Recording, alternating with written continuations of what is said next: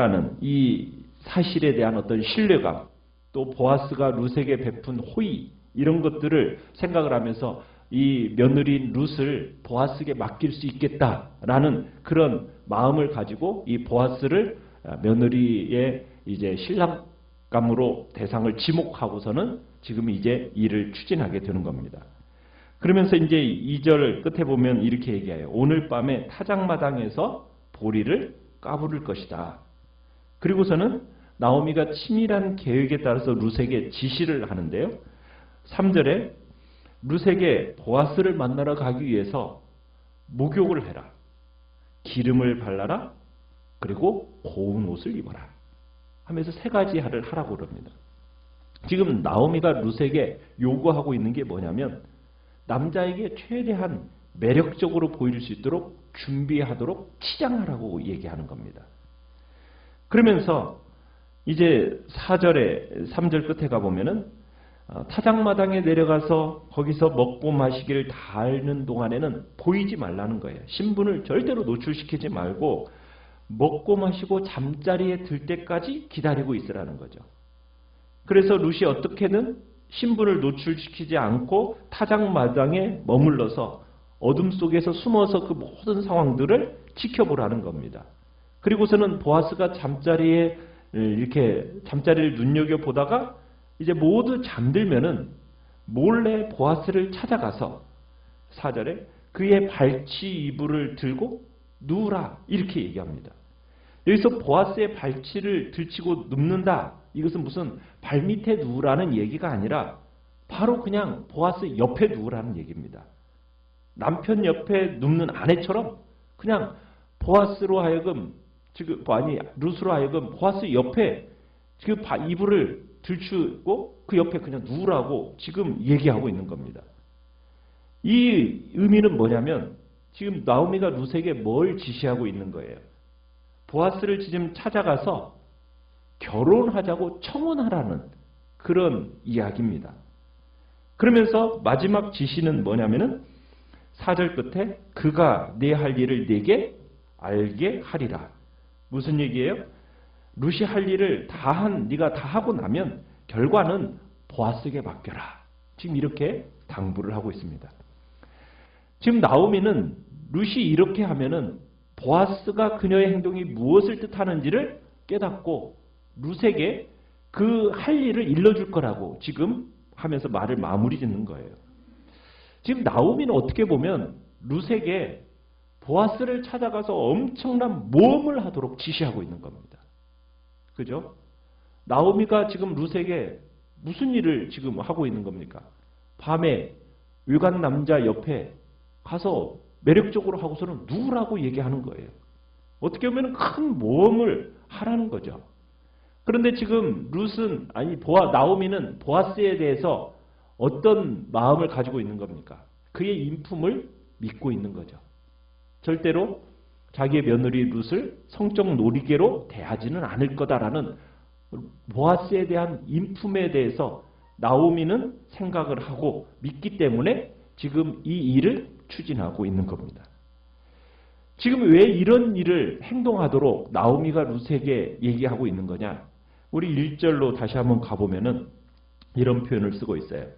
내 딸아, 내가 너를 위하여 안식할 곳을 구하여 너를 복되게 하여야 하지 않겠느냐.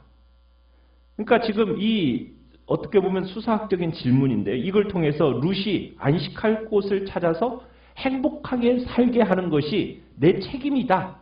나오미 자신의 책임이라고 지금 고백을 하는 겁니다. 여기서 안식할 곳이라는 것은 평안과 여유로움을 즐길 수 있는 장소를 얘기하는 건데 고대 이스라엘 사회에서 여자가 이렇게 평안과 여유로움을 즐길 수 있는 유일한 길은 결혼밖에 없다라고 그 당시에는 생각을 했어요. 그래서 나오미는 룻에게 뭘 찾아주고 싶은 하는 거예요? 남편감을 찾아주고 싶은 거예요.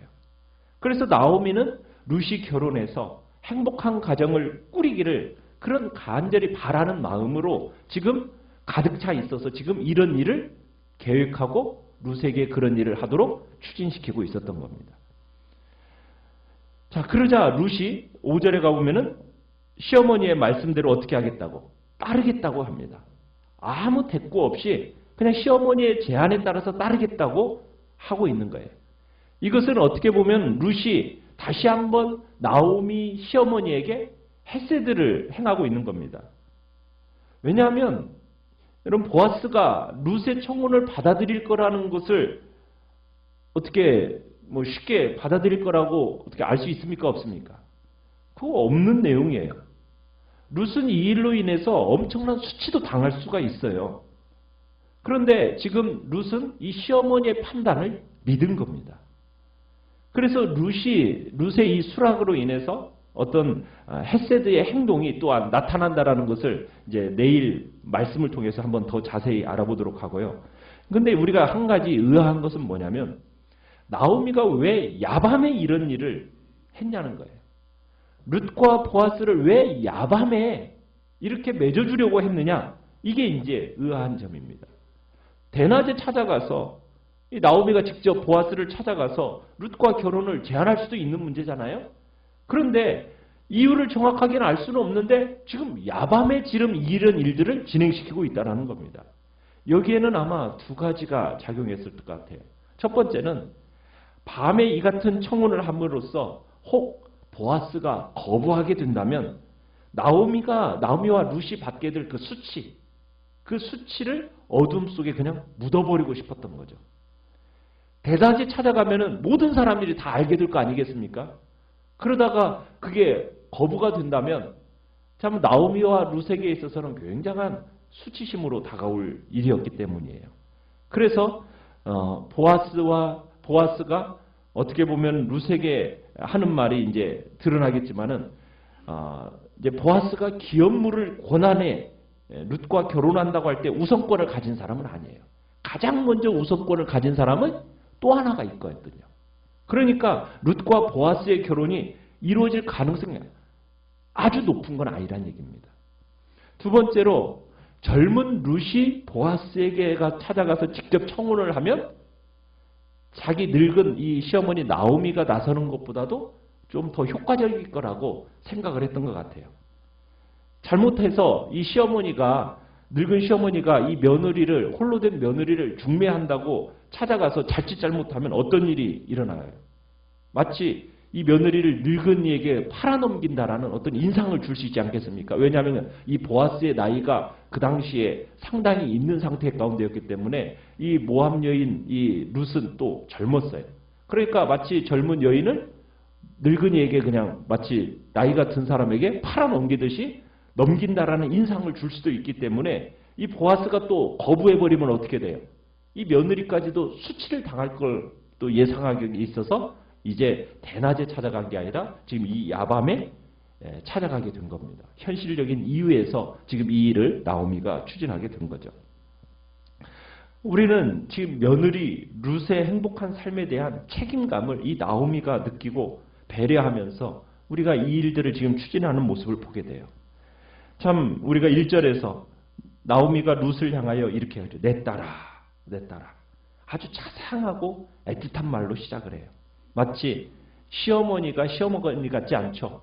친정어머니 같은 그런 마음을 가지고 지금 룻에게 말을 하고 있는 거예요. 마치 친정엄마가 딸을 대하듯이 지금 룻에게 접근하면서 내 딸아. 진정으로 룻에 대한 아끼고 염려하는 마음에서 지금 이 일들이 추진되고 있는 겁니다. 어떻게 해든 내가 이 룻을 행복하게 해줘야 할 텐데 이 마음으로 지금 이런 일을 하고 있는 거예요. 또 왜 이런 생각을 가지게 됐냐면 나오미가 살아있는 동안에는 베들레헴에서 어쨌든 이 둘이 그럭저럭 살아갈 수는 있어요. 그런데 나오미가 죽으면 어떻게 됩니까? 룻은 젊을 뿐만 아니라 모압 사람입니다. 이방 여인이에요. 그러면은 혼자서 살아간다라는 것은 굉장히 상황이 달라질 수가 있는 거예요. 그러니까 이 점을 우려해가지고 어쨌든 이 자기가 살아있는 동안에 이 룻의 짝을 찾아주는 것이 자기의 책임이라고 지금 생각하고 이 일을 추진하고 있는 겁니다. 그런데 우리가 생각한 건 뭐냐면 나오미가 이 룻을 잃어버리면 어떻게 되는 겁니까? 당장에 본인의 생활고를 대책이 없습니다. 그러니까 룻이 결혼해서 가버리면은 자기 혼자 남는 거예요. 그러면은 자기는 대책이 없는 거예요.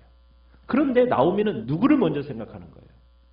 룻의 평안과 안식과 행복을 먼저 생각하는 거예요. 여기에서 헤세드의 삶이 뭔지를 우리에게 보여주고 있는 거예요. 헤세드라는 것은, 삶이라는 것은 뭡니까? 자신의 현재 입장과 자신의 처지와는 관계없이 자기 자신을 넘어서서 다른 사람을 먼저 생각하는 거예요. 이게 헤세드의 삶이에요. 나오미가 자신의 문제를 해결하려고 할 때는 사방이 막혀 있어요. 방법이 없어요. 그런데 룻을 먼저 생각하고 내가 룻을 위해서 뭔가 해야 되겠다라고 생각을 하니까 방법이 주어지는 겁니다. 그러니까 자신을 먼저 생각하는 것이 아니라 다른 사람을 먼저 생각하는 것. 이게 나오미의 마음이 가지고 있던 생각이에요. 어떻게 하면 룻의 삶에 내가 축복의 통로로 내가 사용될까? 이게 이제 나오미가 가졌던 마음이었어요. 이 마음 속에서 하나님이 역사를 하십니다. 우리가 이제 지금 룻기를 통해서 룻과 보아스가 가정을 이루게 되는 것을 우리가 보게 되는데, 여러분, 이 룻과 보아스가 가정을 이루게 되는 것은 하나님께서 역사하셨다라는, 보이지 않는 곳에서 역사하신 하나님의 섭리라는 사실을 우리가 지금 누누이 보고 있죠. 그것이 암시되어 있어요. 그런데 나오미는 지금 하나님의 섭리가 진행되고 있다는 사실을 지금 의식하면서 이 일을 계획하고 있습니까? 그렇지 않습니까? 그는 지금 그것에 대해서 몰라요. 그런 일이 진행되고 있는지 그걸 의식하지 못한 상태 가운데서 지금 이 일을 계획하고 있는 거예요. 그냥 나오미는 어떤 마음으로 지금 이 일을 하고 있는 겁니까? 어떻게 하면 내가 이 룻을 행복하게 해줄까? 어떻게 하면 이 룻이 평안하게 될 수 있을까? 하면서 자신의 있는 처지와 상황 속에서 그냥 최선을 그냥 다하고 있는 거예요. 하나님의 섭리에 대한 이해가 나오미와 룻에게는 없습니다. 그냥 두 여인은 자신에게 주어진 그 일상에서 최선을 다하고 있는 거예요. 그냥 하루하루 신실하게 살아가다가 보니까 뭐가 이루어지고 있는 겁니까? 하나님의 역사가 이루어지고 있는 거예요.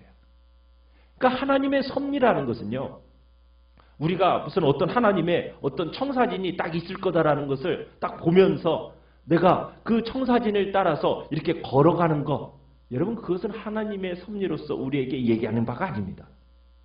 하나님의 섭리라는 것은 우리는 그저 그 평범한 일상 속에서 내게 맡겨진 자리에서 그냥 책임을 다하면서 한 걸음 한 걸음 그냥 걸어가는 거예요. 그러다 보면 하나님의 섭리가 이루어지게 되는 겁니다. 내 자신의 유익을 구하기보다 어떻게 하면 다른 사람의 유익을 위하여 내가 이 일을 할까 하면서 내게 맡겨진 자리에서 책임을 다하다 보면 하나님의 그 놀라운 섭리가 이루어지고 그 복이 이루어져 가게 된다라는 것을 우리에게 보여주고 있는 겁니다. 오늘 우리가 하루를 살아가면서도 그저 나의 유익과 내가 어떻게 하면 잘 될까라는 나중심의 생각이 아니라 정말 하나님의 마음을 가지고 내가 저에게 어떻게 하면 복되게 할 수 있을까? 내가 어떻게 하면 저 사람을 정말 유익하고 평안을 줄 수 있을까? 이러한 마음을 가지고 내게 맡겨진 자리에서 최선을 다하고 신실하게 일들을 감당해 나아갈 때 하나님은 그 섭리의 놀라운 역사를 이루어가고 계시며 그 속에서 하나님의 복이 이루어진다라는 것을 우리에게 다시 한번 확인시켜주고 계시는 겁니다. 오늘 우리에게 주어진 삶의 자리에서 정말 나를 위한 것이 아니라 어떻게 하면 저 이웃을, 어떻게 하면 저 사람을 평안케 할까? 안식하게 할 수 있을까? 저 사람을 어떻게 하면 복되게 할까? 이 마음을 가지고 책임 있는 그런 하루를 보내시길 바랍니다. 그로 말미암아 하나님이 우리에게 주시는 그 섭리의 역사를 이루어 가시고 하나님의 복된 은총을 경험하는 은혜가 있기를 간절히 축원합니다. 오늘 말씀